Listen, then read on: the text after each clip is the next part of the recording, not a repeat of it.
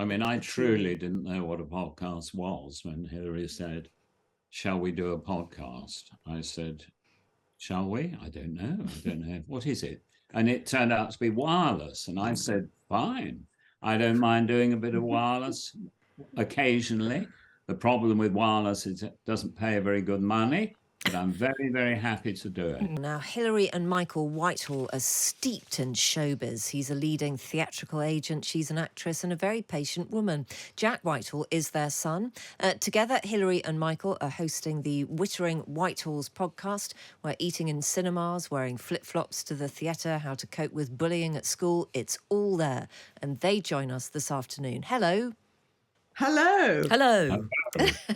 Oh, look, there we are. We're in stereo. Oh. We are. So, do you know what? We're going to have to be so careful with this one because 4 loud voices all crammed into the next 20 minutes. It could be a little bit of an earache.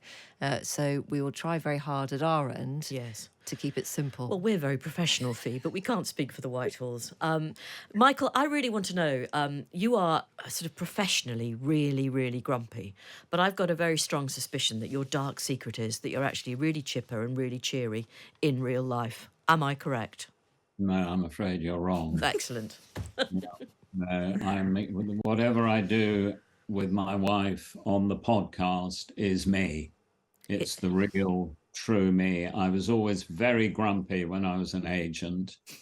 I never went out with other agents, which a lot of agents, you know, they all go out for parties together or lunch and they share their secrets with each other. I always ran a mile from any other agents.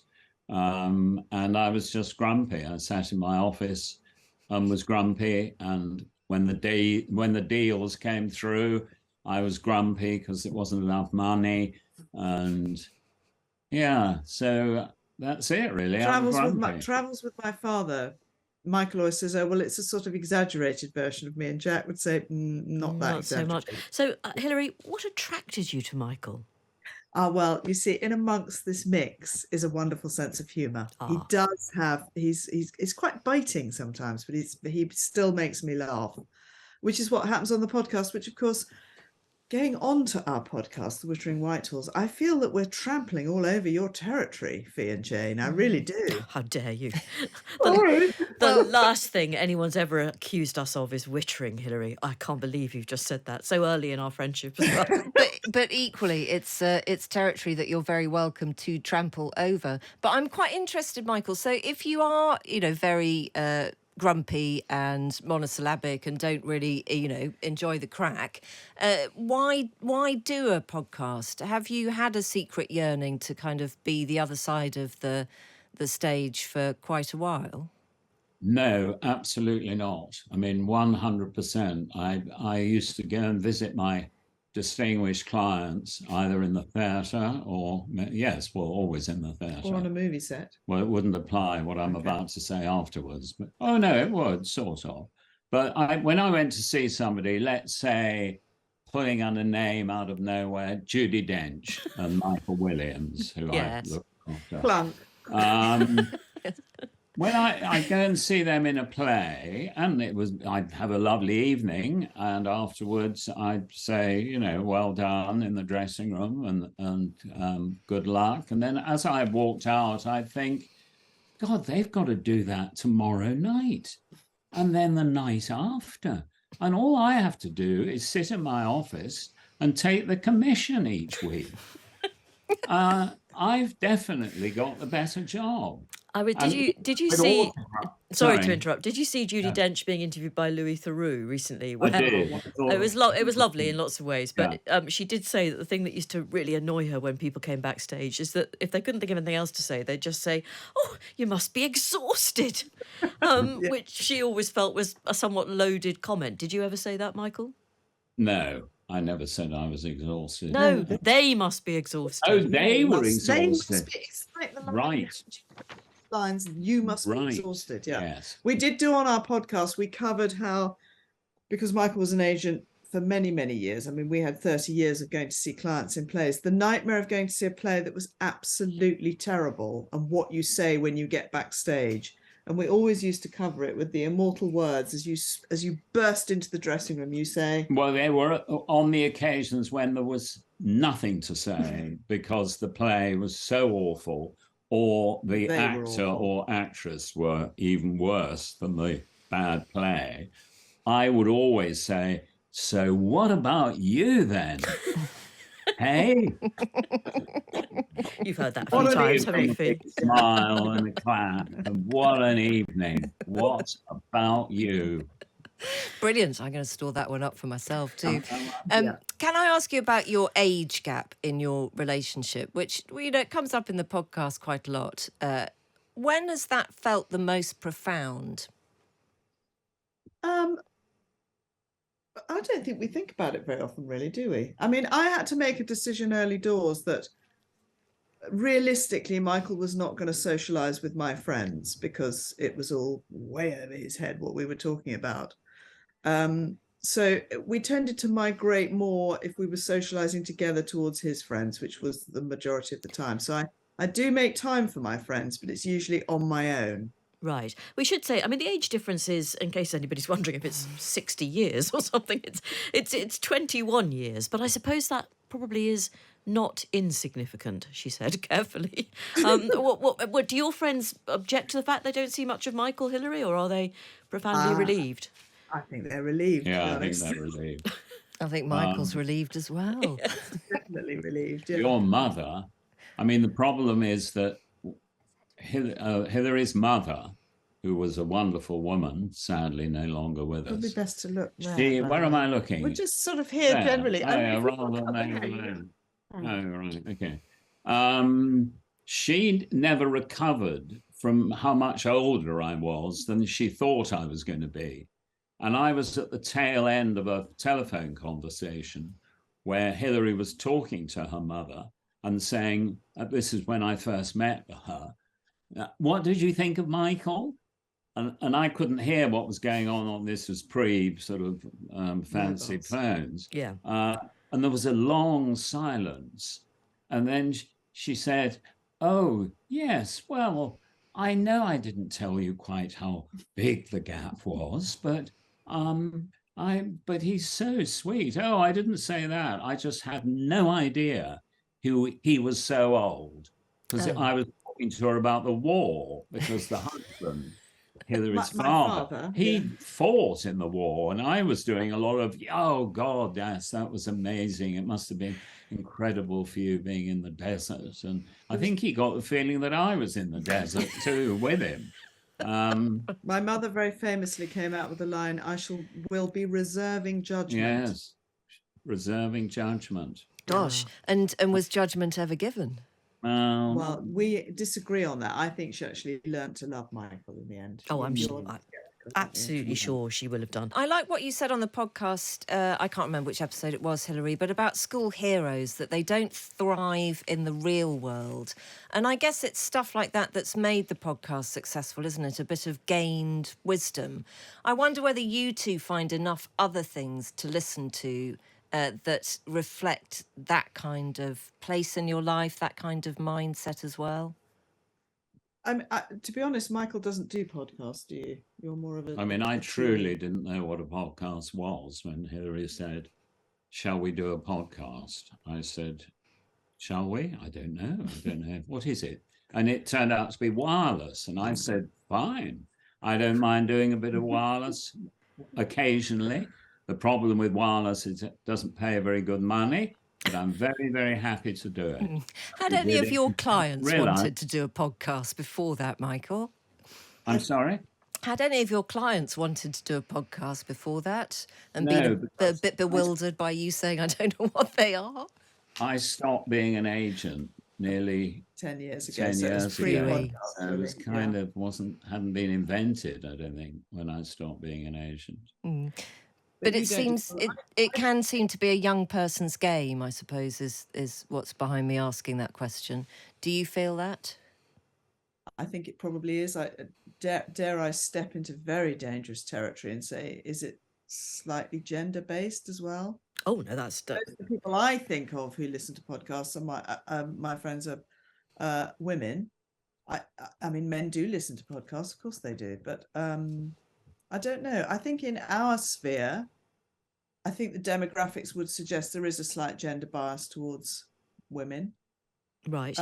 But that's not a sort of universal thing. I'm not saying No, that's I mean it's a complicated picture because lots of the most successful podcasts are done by men and listened to by men. I mean, if you look at the successful podcasts at the moment, there's lots of political ones hosted only by yes. men, football ones mainly by men, and listened to, I would imagine, also mainly by men. But the secret of your podcast is that there's an authenticity to your relationship, isn't there, which I think people buy into, and they do seek your advice. Do you regard yourself, Hilary, genuinely as someone who is qualified to give advice? Absolutely not. I think the only qualification we have is that we've been married for 36 years, together for 38 years. So we've argued about most things. Most topics we've had a row about, because it will not surprise you to learn, Jane, that we don't agree on most things. So when we do give advice, we're giving advice from pole opposite positions usually. Yes, yeah.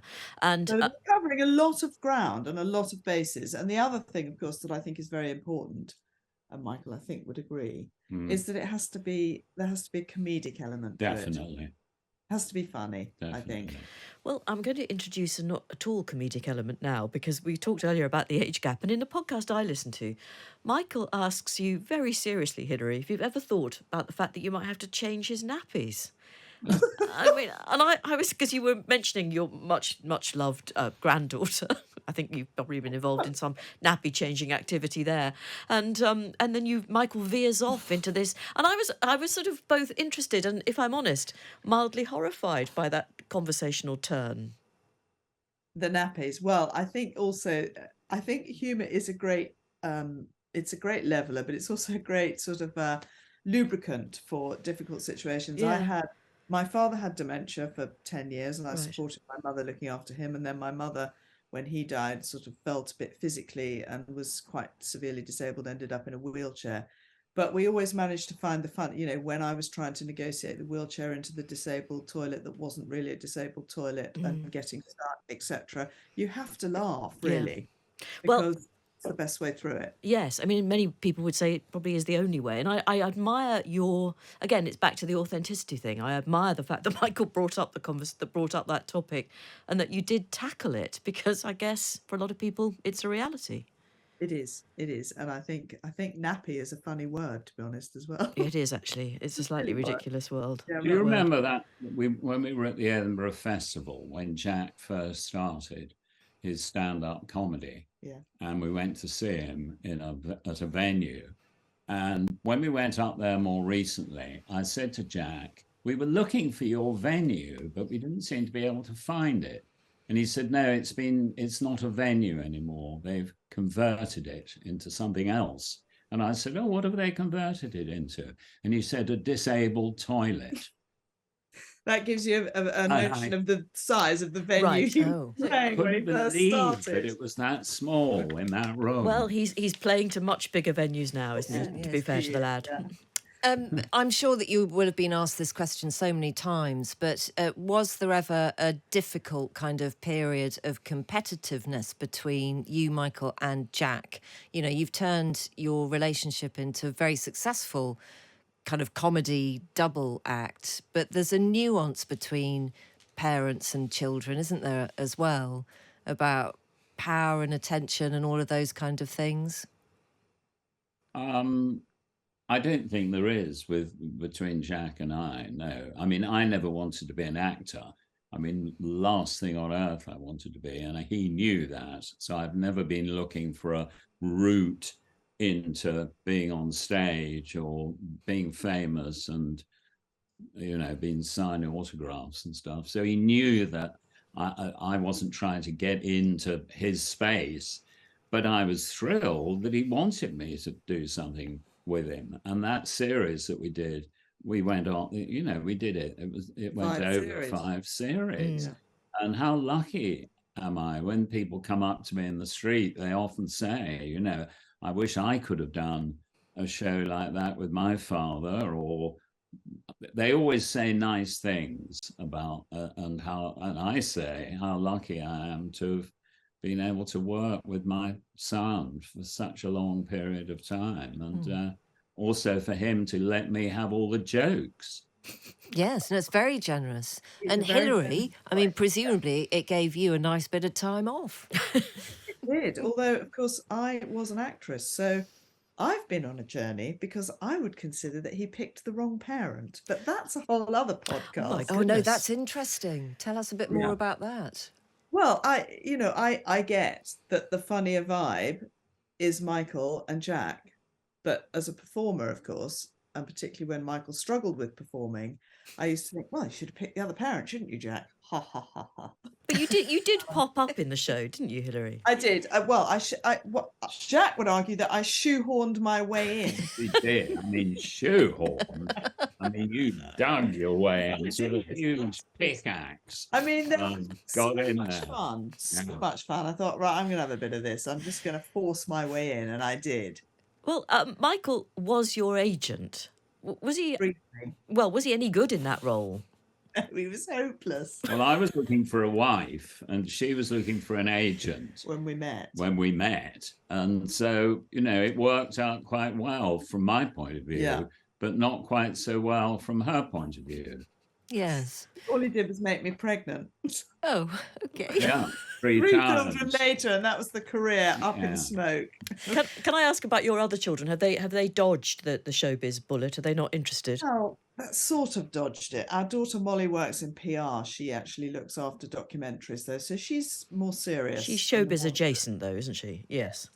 And our other son is sort of showbiz adjacent because he does a lot of social media work and brand partnerships for people on social media. Well, there's So it's some warning bells are sounding there. I think they might both be Yes. desperate to climb the greasy pole of showbiz themselves, really. Yeah. But if you're looking for a kind of surrogate daughter to go on any number of really exotic travelogues, Jane and I can volunteer our services. We'd love to do that with you, Yeah, I Hilary. can't think of anything I'd like to do more than travel the world with Fee Glover and Jane Garvey. Let's do I it. think- I Hilary, think let's we're do beginning it. to sort a program here, aren't we? Yeah, I What think do I you might be a little old to pose as your daughter, Hilary, but I'll give it a go. What about sisters? Yes, that would be I better. don't Yeah. have a sister, so there you go. You can Right. be my sisters. Excellent. Where would be your first destination of choice, Hilary? Very briefly, if you could. South America. Lovely. Well, that does it for us. Jane's looking you on? horrified. She doesn't really like going south of the river, so it could be very difficult. Oh. for Oh, her. that's like him. Me. Yes. Well, Michael and I will go to Paynton, and you can go to Guatemala. Right, lovely. Michael and Hilary Whitehall, the Wittering Whitehalls, thank you very much for coming on this afternoon.